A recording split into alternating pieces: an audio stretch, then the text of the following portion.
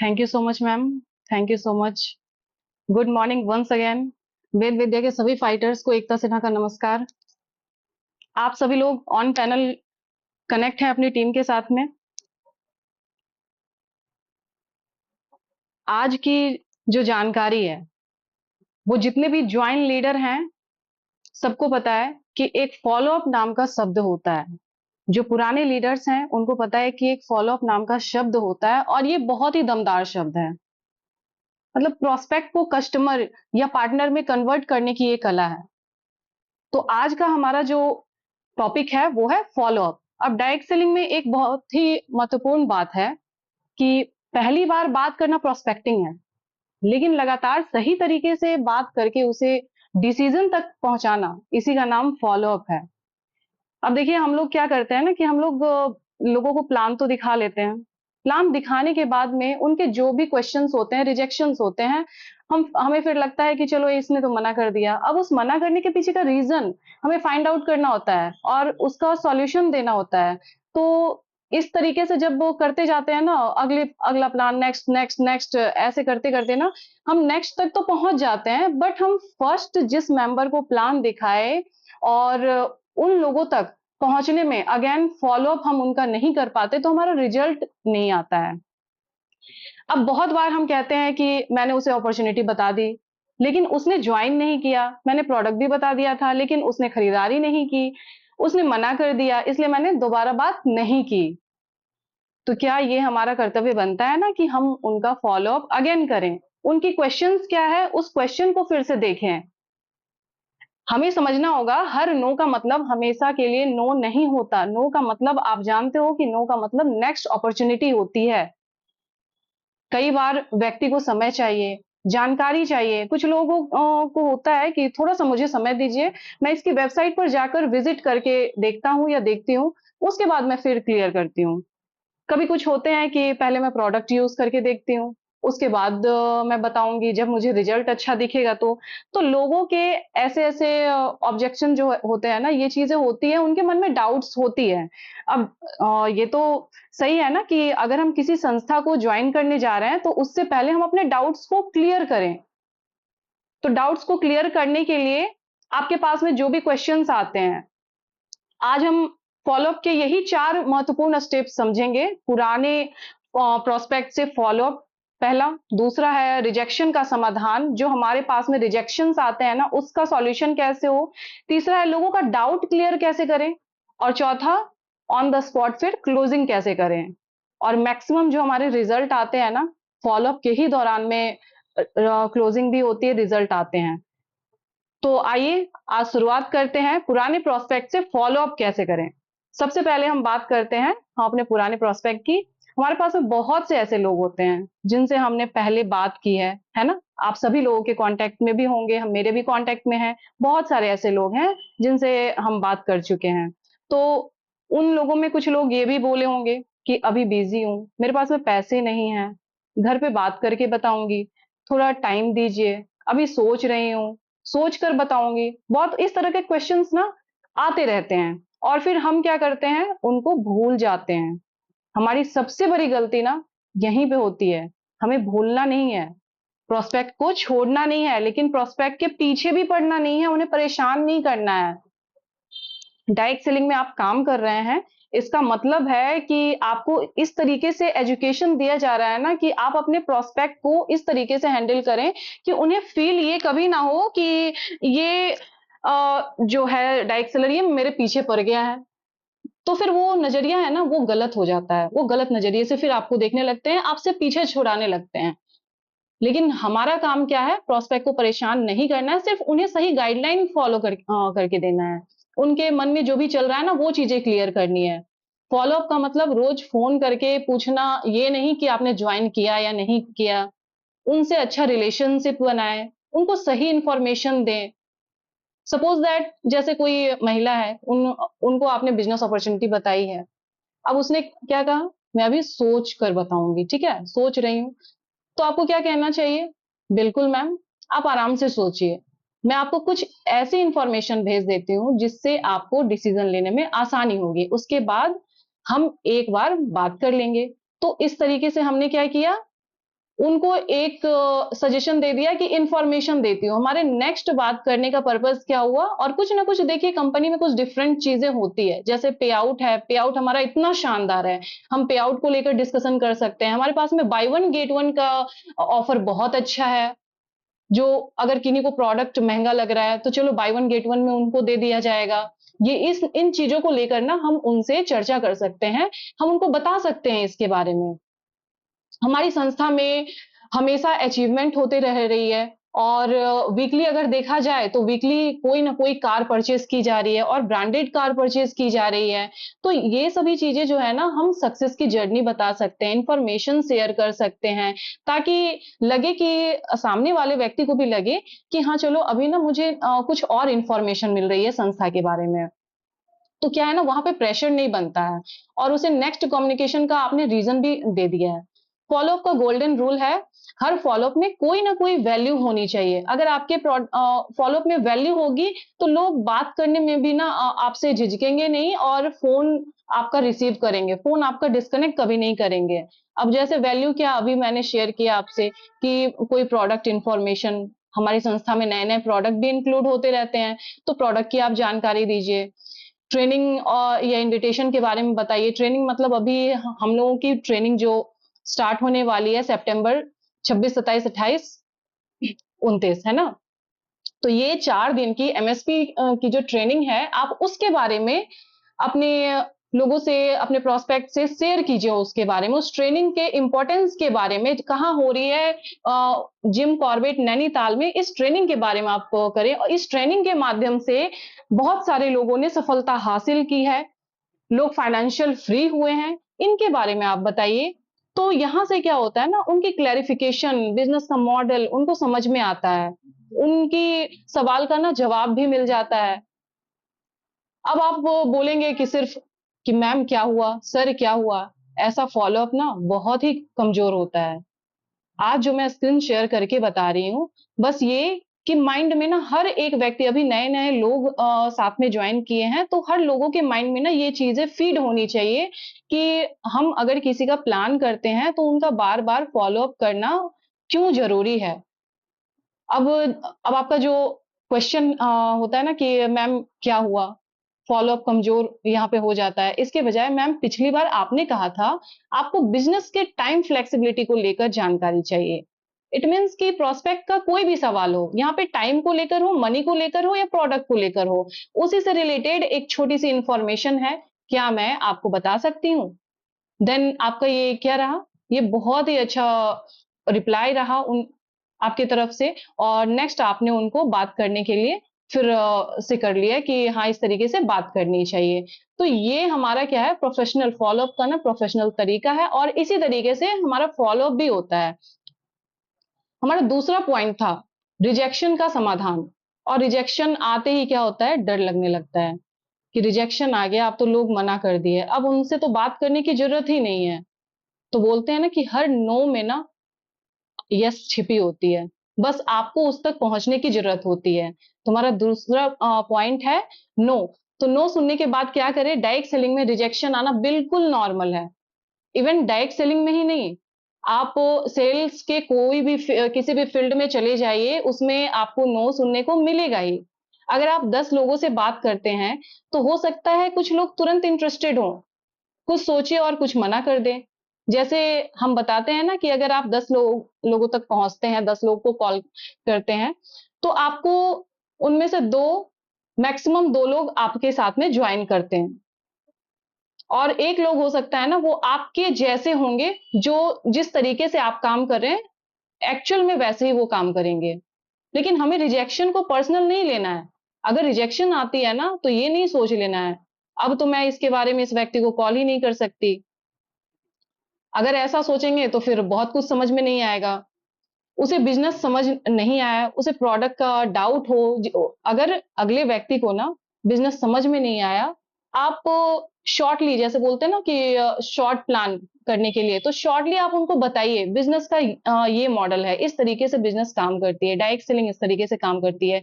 अगर इन्वेस्टमेंट को लेकर कोई प्रॉब्लम हो रही है, तो इन्वेस्टमेंट आप उनसे कैसे अगर स्टेप बाय स्टेप में क्लियर कर सकते हैं, तो उसे कैसे ज्वाइनिंग का जो हमारा प्रोसेस है 18,000 का, अगर हो सकता है हम उसे 2 पार्ट में करके ले लें या 3 पार्ट में करके ले लें। तो इस तरीके से भी करके हम किसी की इन्वेस्टमेंट को उनको लग रहा है कि नहीं मेरा यहाँ पैसा इन्वेस्ट हो रहा है, हालाँकि ये इन्वेस्टमेंट प्लान तो है नहीं, हमारा डायरेक्ट सेलिंग का मॉडल है, यहाँ आपने जितना दिया उसके बदले में आपको उतने प्रोडक्ट मिल गए हैं, आपके मन चाहे प्रोडक्ट मिल गया है। ये बिज़नेस क्या है?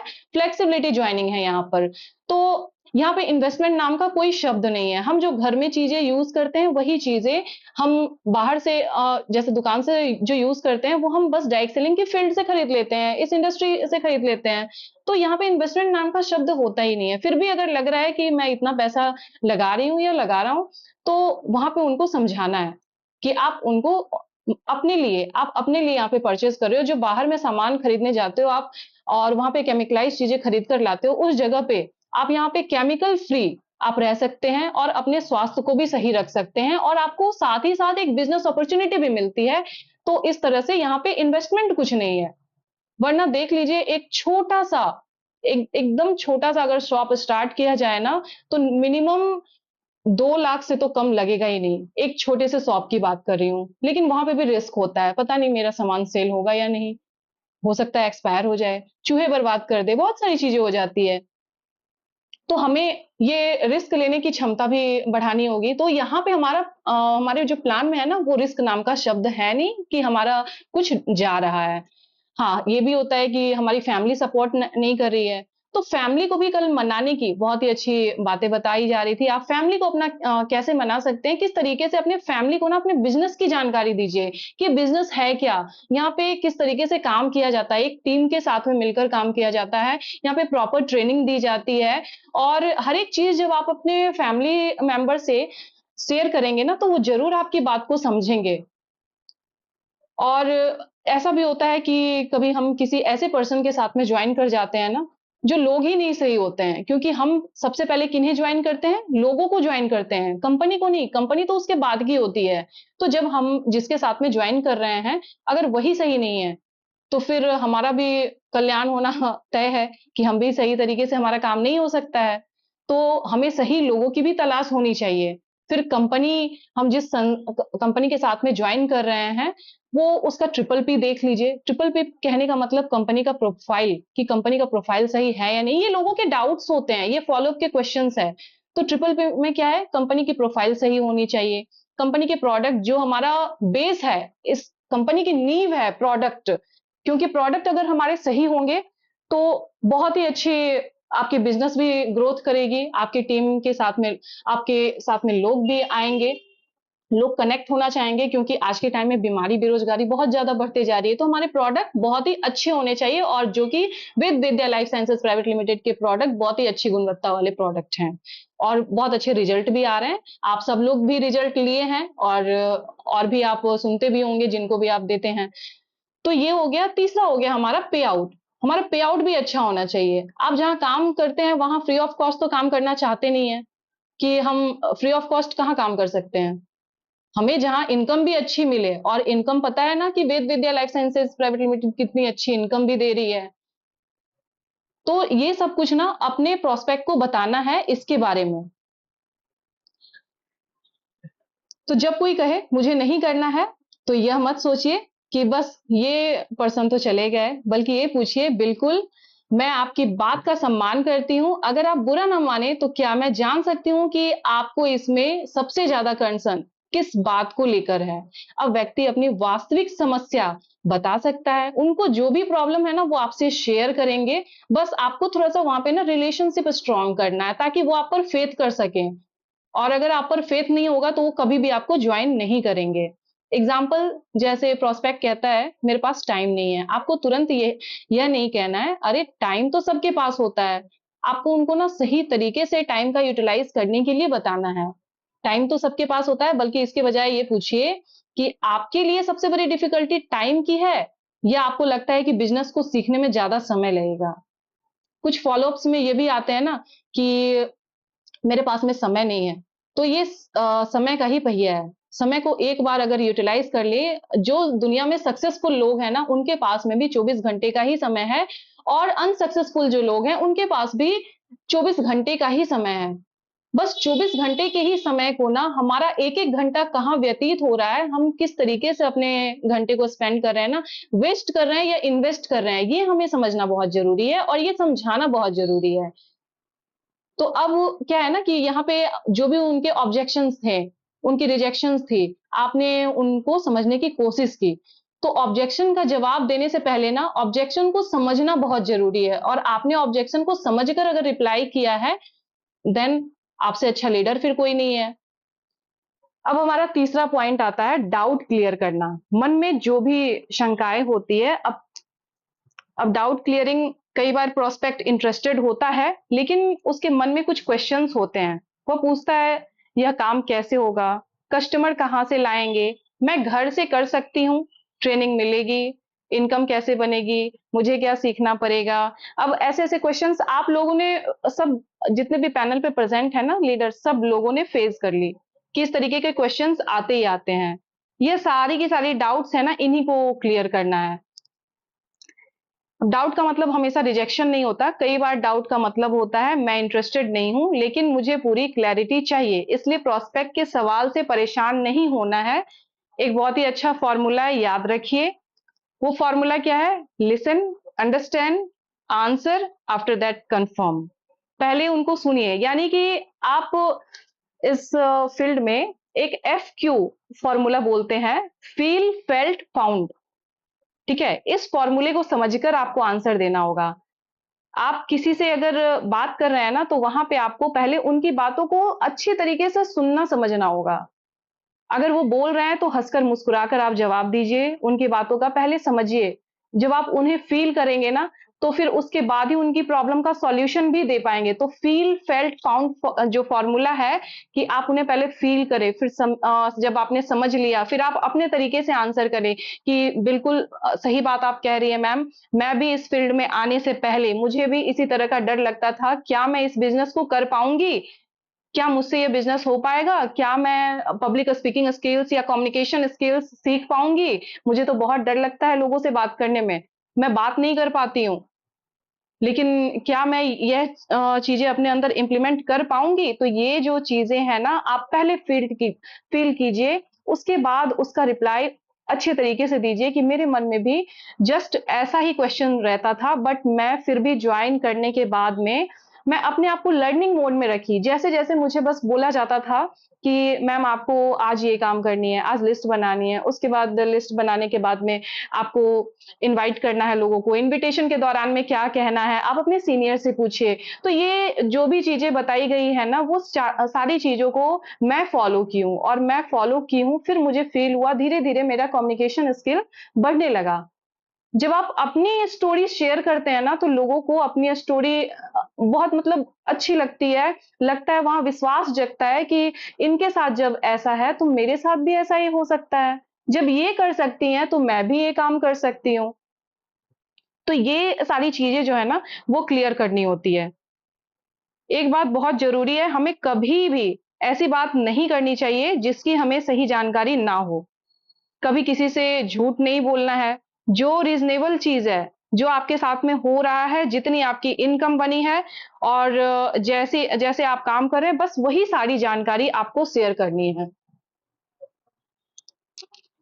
अगर किसी सवाल का जवाब नहीं आपको पता है ना, तो आप कहिए इसका एग्ज़ैक्ट आंसर मैं कन्फर्म करके बताऊँगी, या आप अपने अपलाइन से बात करवा दें, ताकि आपके अपलाइन पहले से जॉइन पर्सन है, और उन्हें उस चीज़ की ना जानकारी होती है, जो लोगों के क्वेश्चंस की जो हैंडलिंग होती है ना, उनकी बहुत ही अच्छी से जानकारी होती है, तो एक-एक करके वो सारी चीज़ों का सॉल्यूशन दे देते हैं।